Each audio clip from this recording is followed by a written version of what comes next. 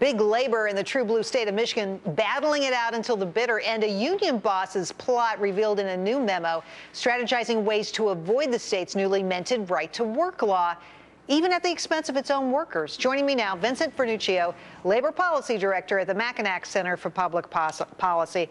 Vinnie, thanks for coming back on the show. It's great to have you here. I was blown away by this story. I mean, somebody's really red-faced at the union, that's for darn sure. Let me give you an example of some of the things that were said by this union. All right, here we go. Stephen Cook, MEA Education Association President. Members who indicate they wish to resign will be told they can only do so in August. We will use any legal means at our disposal to collect the dues owed. Are you surprised? No, not at all. I mean, it's not very surprising. It's not very good.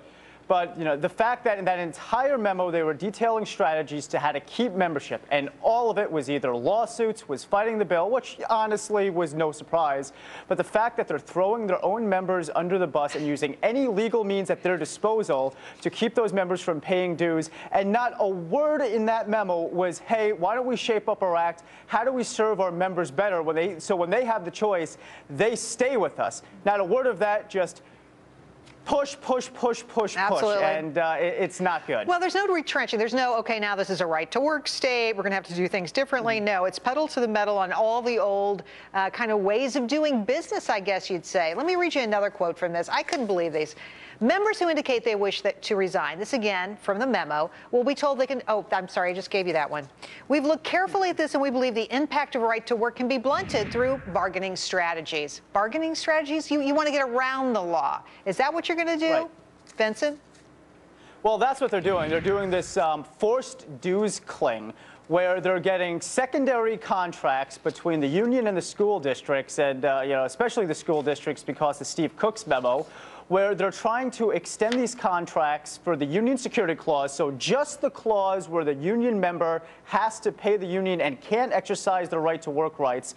They're trying to extend just those clauses for up to 10 years, and it has nothing to do with wages, benefits, or working conditions, simply preventing workers from getting their right to work rights for over 10 years. And you tell me, is that good for membership? Is that putting the worker first, or is that just the union saying, hey, we want ours and we're going to do everything we can to make sure we're getting ours before the law goes into effect at the end of March? So, Vinnie, you're there in Michigan, and do you see, is there any reaction inside the union membership against leadership? You've got to think at some point people are not going to like these kind of tactics. They feel like they're being told what to do, and that's got to be off-putting.